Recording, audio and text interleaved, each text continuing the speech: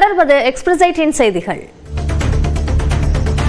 புதுக்கோட்டை மாவட்டம் பொன்னமராவதி அருகே மேலநிலை கிராமத்தில் மழை வேண்டியும் விவசாயம் தழைக்க வேண்டியும் பாரம்பரிய முறையில் மீன்பிடி திருவிழா நடைபெற்றது. அமுக்குனி கண்மாயில் நடைபெற்ற மீன்பிடி திருவிழாவில் மக்கள் ஊத்தா, வலை, பரி, கச்சா உள்ளிட்ட உபகரணங்களை வைத்து மீன்பிடித்தனர். அவர்களுக்கு கட்லா, ஜிலேபி, ஐரை, கெண்டை உள்ளிட்ட வகையிலான மீன்கள் கிடைத்தன. விருதுநகரில் சாலை விபத்தில் மூளைச்சாவடைந்த கூலி தொழிலாளியின் உடல் உறுப்புகள் தானமாக வழங்கப்பட்டன. வெள்ளக்கோட்டையைச் சேர்ந்த 58 வயதான கூலி தொழிலாளி மாரிமுத்து கடந்த 10ஆம் தேதி இருசக்கர வாகனத்தில் சென்றபோது நிலை தடுமாறி கீழே விழுந்து பலத்த காயமடைந்தார். இதனையடுத்து விருதுநகர் அரசு மருத்துவமனையில் அனுமதிக்கப்பட்ட அவருக்கு மூளைச்சாவு ஏற்பட்டது. இதனையடுத்து அவரது உடல் உறுப்புகள் தானமாக வழங்கப்பட்டன. மாரிமுத்துவின் உடலுக்கு விருதுநகர் அரசு மருத்துவக் கல்லூரி முதல்வர் ஜெய்சிங் மாலை அணிவித்து அரசு சார்பில் மரியாதை செலுத்தினார். புதுக்கோட்டை மாவட்டம் அறந்தாங்கி அருகே கீழக்குடி காரவயல் கிராமத்தில் ஸ்ரீ வேலடி முருகன் கோவில் பங்குனி உத்திர திருவிழாவை முன்னிட்டு மாட்டுவண்டி எல்கை பந்தயம் நடைபெற்றது. மதுரை, திருச்சி, தஞ்சை, சிவகங்கையிலிருந்து வந்திருந்த 100க்கும் மேற்பட்ட மாட்டு வண்டிகள் போட்டியில் பங்கேற்றன. பெரிய மாடு, கரிச்சான் மாடு, தேன் சிட்டு மாடு என 3 பிரிவுகளில் போட்டி நடத்தி ஒவ்வொரு பிரிவிலும் முதல் 3 இடங்களை பிடித்த மாடுகளின் உரிமையாளர்களுக்கு ரொக்கப்பரிசும் கோப்பையும் வழங்கப்பட்டது. தஞ்சை மருத்துவக் கல்லூரி மருத்துவமனையில் அதிகரித்து வரும் குரங்குகளின் தொல்லையால் நோயாளிகளும் பொதுமக்களும் அவதிக்குள்ளாகியுள்ளனர். நோயாளிகள் சிகிச்சை பெறும் வார்டுகள், பொதுமக்கள் காத்திருப்பு அறைகளில் ஏராளமான குரங்குகள் அங்கும் இங்கும் தாவி குதித்து சேட்டை செய்கின்றன. உணவுப் பொருட்களை பறித்து செல்வது, கையில் வைத்திருக்கும் பொருட்களை பிடுங்கிச் செல்வது என மக்களை அவதிக்குள்ளாக்கும் குரங்குகளை பிடித்துச் செல்ல நடவடிக்கை எடுக்க வேண்டும் என்ற கோரிக்கை விடுத்துள்ளது. சிவகங்கை மாவட்டம் சிங்கம்புணரி அருகே புழுதிப்பட்டி வில்லி கண்மாயில் பாரம்பரிய முறையில் நடைபெற்ற மீன்பிடி திருவிழாவில் 30க்கும் மேற்பட்ட கிராம மக்கள் பங்கேற்றனர். ஆயிரக்கணக்கானோர் குடும்பத்துடன் கண்மாயில் இறங்கி வலை, ஊத்தா, தூரி, கச்சா உள்ளிட்டவற்றை பயன்படுத்தி மீன்பிடித்தனர். அவர்களுக்கு கிலோ கணக்கில் கெண்டை, கட்லா, சிசி, பாப்புலட், விரால் போன்ற மீன்கள் கிடைத்ததால் அனைவரும் மகிழ்ச்சியுடன் வீடு திரும்பினர். திருப்பூர் மாவட்டம் அவிநாசியில் பெண் பணியாளருக்கு பாலியல் தொல்லை அளித்ததாக துணிக்கடை உரிமையாளர் கைது செய்யப்பட்டார். கொச்சின் சேலம் தேசிய நெடுஞ்சாலை அருகே சிவகாசியைச் சேர்ந்த செல்வப்பெருமாள் துணிக்கடை வைத்து நடத்தி வருகிறார். இந்த கடையில் பணியாற்றிய 21 வயது பெண்ணுக்கு செல்வப்பெருமாள் பாலியல் தொல்லை கொடுத்ததாக காவல் நிலையத்தில் புகார் அளிக்கப்பட்டது. இதனை விசாரித்த காவலர்கள் செல்வப்பெருமாள் மீது பெண் வன்கொடுமை உள்ளிட்ட 2 பிரிவுகளின் கீழ் வழக்கு பதிவு செய்து கைது செய்துள்ளனர். கிருஷ்ணகிரி மாவட்டம் போச்சம்பள்ளி காவல் நிலையம் முன்பு மதுபோதை ஆசாமி அரை நிர்வாணத்தில் தர்ணாவில் ஈடுபட்டது பரபரப்பை ஏற்படுத்தியது. மயிலம்பட்டியைச் சேர்ந்த சரவணன் என்பவர் தன் மீது பொய்யாக வழிப்பறி வழக்கு பதிவு செய்யப்பட்டுள்ளதாக கூறி 1 மணி நேரத்திற்கும் மேலாக போராட்டத்தில் ஈடுபட்டார். மேலும் காவல்துறையினர் 20,000 ரூபாய் பணம் கேட்டு தனது மனைவியை துன்புறுத்தியதாகவும் சரவணன் குற்றச்சாட்டை முன்வைத்தார். பைசாக்கி திருவிழாவை ஒட்டி உத்தரகாண்ட் மாநிலம் ஹரித்வாரில் உள்ள கங்கையில் புனித நீராடி மக்கள் வழிபட்டனர். சூரிய புத்தாண்டு தொடக்கத்தையும் அறுவடை நாளின் ஆரம்பத்தையும் குறிக்கும் வகையில் பஞ்சாப், உத்தரகாண்ட் உள்ளிட்ட மாநிலங்களில் பைசாக்கி திருவிழா கொண்டாடப்படுகிறது.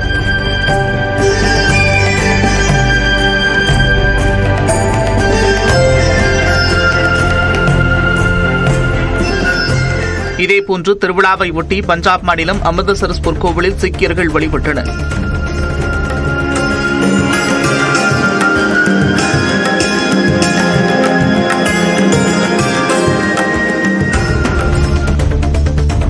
காஷ்மீரில் ஊடுருவ முயன்ற 3 பயங்கரவாதிகள் சுட்டுக் கொல்லப்பட்ட நிலையில் அவர்களிடமிருந்து ஆயுதங்கள் மற்றும் வெடிமருந்துகள் பறிமுதல் செய்யப்பட்டன. கிஷ்த்வார் மாவட்டம் தந்து என்ற பகுதியில் பாகிஸ்தானில் இருந்து ஊடுருவிய பயங்கரவாதிகள் மீது உள்ளூர் காவலர்களுடன் இணைந்து பாதுகாப்பு படையினர் துப்பாக்கிச்சூடு நடத்தினர். இதில் 3 பயங்கரவாதிகள் கொல்லப்பட்டனர். இந்நிலையில் அவர்களிடமிருந்து AK-47 ரக துப்பாக்கிகள், M4 ரக ரைபிள், 100க்கும் மேற்பட்ட துப்பாக்கி குண்டுகள் பறிமுதல் செய்யப்பட்டன.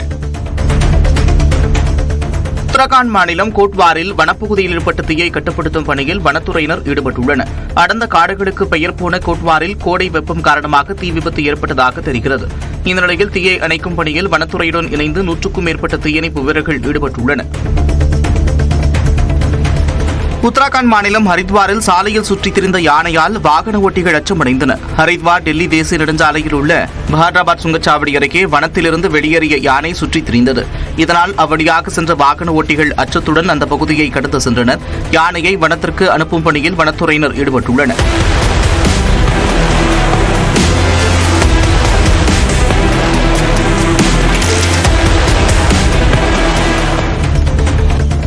புதுக்கோட்டை நெடுங்குடி அருகே அம்பாள்புரத்தில் மனோன்மணி அம்மன் பங்குனி திருவிழாவை முன்னிட்டு மாட்டு வண்டி எல்கை பந்தயம் நடைபெற்றது.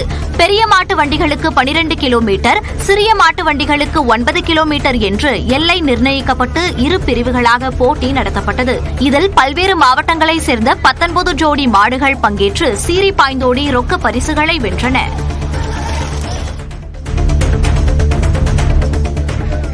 அதிகாலை சூரிய உதயத்தை காண கன்னியாகுமரி மாவட்டம் முக்கடல் சங்கமத்தில் ஆயிரக்கணக்கான சுற்றுலா பயணிகள் குவிந்தனர். ஞாயிற்றுக்கிழமை என்பதால் வழக்கத்தை விட அதிகமான கூட்டம் இருந்த நிலையில் தெள்ளத் தெளிவாக காட்சியளித்த சூரியனை பார்த்து ரசித்ததுடன் செல்ஃபி புகைப்படம் எடுத்துக் கொண்டனர். இதைத் தொடர்ந்து கடலில் நீராடிய சுற்றுலா பயணிகள் பகவதி அம்மன் கோயிலில் தரிசனம் செய்தனர். கடல் நடுவே உள்ள விவேகானந்தர் நினைவு மண்டபம், திருவள்ளுவர் சிலையையும் பார்வையிட்டனர். திருவாரூர் மாவட்டம் மன்னார்குடி கிருஷ்ண தீர்த்த குளத்தில் குளிக்க சென்றவர் நீரில் மூழ்கி உயிரிழந்தார். சேலத்தை சேர்ந்த திலீப்குமார் தனது நண்பர்கள் 2 பேருடன் கிருஷ்ணா தீர்த்த குளத்தில் குளித்தார். நீச்சலடித்து குளத்தின் நடுவில் உள்ள மைய மண்டபத்திற்கு சென்றுவிட்டு மீண்டும் கரை திரும்ப முயன்றார். அப்போது நீரில் மூழ்கி உயிரிழந்த நிலையில் தீயணைப்பு வீரர்கள் வந்து நீண்ட போராட்டத்திற்கு பின் திலீப்குமாரின் சடலத்தை மீட்டனர்.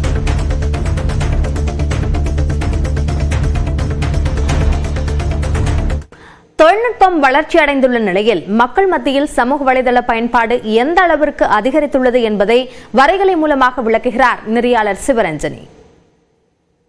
நாம வீட்டுல இருந்துட்டே மவுண்ட் எவரெஸ்ட பல முறை பாக்குறோம், பயணிக்கிறோம் சொன்னா நம்ப முடியுதா? அந்த மாதிரியான ஒரு ஒப்பீடை தான் நமக்கு காமிக்கிறாங்க.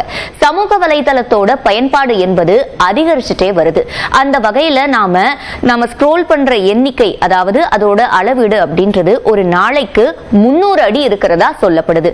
அது எந்த அளவுக்கு உயரம் அப்படின்னு பார்த்தா சுதந்திர தேவி சிலையுடைய உயரம் 300 அடி.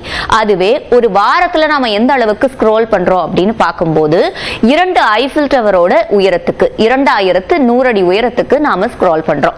அதுவே ஒரு மாதம் பார்த்தோம்னா 3 பூர்ஜ் கலிஃபாக்கள் 9000 அடி. அதுவே ஒரு ஆண்டு அப்படின்னு நாம பார்க்கும்போது 4 மவுண்ட் எவரெஸ்ட் தூரம் நாம ஸ்க்ரால் பண்றோம் அப்படின்னு சொல்றாங்க. அதாவது 1,09,500 அடி அளவுக்கு ஒரு வருஷத்துல நாம போன்ல சோசியல் மீடியாவை ஸ்க்ரோல் பண்றோம். சரி, எந்த அளவுக்கு இதோட பயன்பாடு இருக்கு, எவ்வளவு நேரம் யூஸ் பண்றோம் அப்படின்னு பார்க்கும்போது சில வருடங்கள்ல அதுவும் இன்க்ரீஸ் ஆயிருக்கு. 1 மணி நேரம் 30 நிமிடங்கள் 2012ஆம் ஆண்டுல சராசரியா ஒரு மனிதர் சோசியல் மீடியாவை யூஸ் பண்ணியிருக்காங்க. அதுவே இப்ப பார்க்கும்போது 2 மணி நேரம் 23 நிமிடங்களா அது அதிகரிச்சிருக்கு. சரி, இந்த பயன்பாட்டை பொறுத்த வரைக்கும் எத்தனை பேர் இதை உபயோகிக்கிறாங்கன்னு பார்த்தா சமூக வலைதளத்துல 2010ல 100 கோடி பேர் தான் பயன்பாடுல இருந்தாங்க. இப்போ 520 கோடி பேர் அதை பயன்படுத்துறாங்க. சரி, இவங்களுடைய ரோல் என்னவா இருக்கு அப்படின்னு பார்க்கும்போது மொத்தமா இருக்கக்கூடிய பயனாளர்கள்ல 1% தான் அடிக்கடி பதிவிடுறாங்க. அதாவது எப்பவுமே கண்டென்ட் கிரியேட் பண்ணிட்டு இருக்கிறவங்க. அதுவே எப்பவாவது பண்றவங்க அப்படின்னு பார்க்கும்போது 9% பேர். மீதம் இருக்கக்கூடிய இந்த 90% பேர் வெறும்னே பார்க்க மட்டும்தான் செய்யறாங்க. அப்போ இவங்களுடைய தாட்ஸ் இவங்களுக்கு கடத்தப்படுவது அப்படின்றது ரொம்ப அதிகமா இருக்கு அப்படின்றத நாம புரிஞ்சுக்க முடியும். அப்ப உண்மை தன்மையில இருந்து விலகிறதுக்கான வாய்ப்புகள் நிறைய இருக்குன்னு சொல்றாங்க. அவங்க எதை சோசியல் மீடியால காமிக்கிறாங்களோ அதுதான் உண்மை, அதுதான் அவங்களுடைய டெய்லி ரொட்டீன் அப்படின்னு இந்த 90% நம்ப ஆரம்பிச்சிருவாங்க.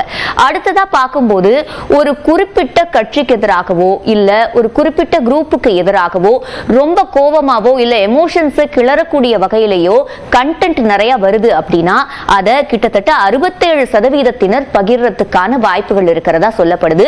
அது மட்டும் கிடையாது, அடையாளம் இல்லா கணக்குகள்ல அந்த விஷயம் வந்தா கூட அது பகிரப்படுறதா சொல்லப்படுது. அதே மாதிரி ஆன்லைன்ல பிரச்சனைகள்னு வருது. சிலர் கமெண்ட்ஸ்லயே சண்டை போட்டுக்குவாங்க, சிலர் பெண்களை மட்டும் குறிப்பிட்டு தப்பா பேசக்கூடிய வகையில கமெண்ட்ஸ் பதிவிடுவாங்க. இந்த மாதிரியான ஆன்லைன் பிரச்சனைகள் எல்லாமே 74% பிரச்சனைகள் 1%-னால தான் உருவாகுதுன்னு சொல்லியிருக்காங்க. அடுத்ததா பார்க்கும்போது பொய்யான செய்தியை பரப்புறது. வெறும் 0.1% தான் இந்த ஃபால்ஸ் நியூஸை ஃபர்ஸ்ட் ஷேர் பண்றது. அவங்கள நம்பி அடுத்துன்னு 80% பொய் செய்தியை மத்தவங்க பரப்பிடுறாங்க. இவங்களையும் 3 வகை இருக்கிறதா சொல்லப்படுது. திமுகவுடன் மறைமுக கூட்டணி என விஜய் கூறுவது நியாயமற்றது என பாஜக மாநில தலைவர் நயினார் நாகேந்திரன் தெரிவித்தார். விமான நிலையத்தில் செய்தியாளர்களை சந்தித்த நயினார் நாகேந்திரன் இதனை கூறினார். திமுகவோட மறைமுக கூட்டணி எப்படி சொல்ல முடியும்? அவர் ஒரு கட்சியினுடைய தலைவர்.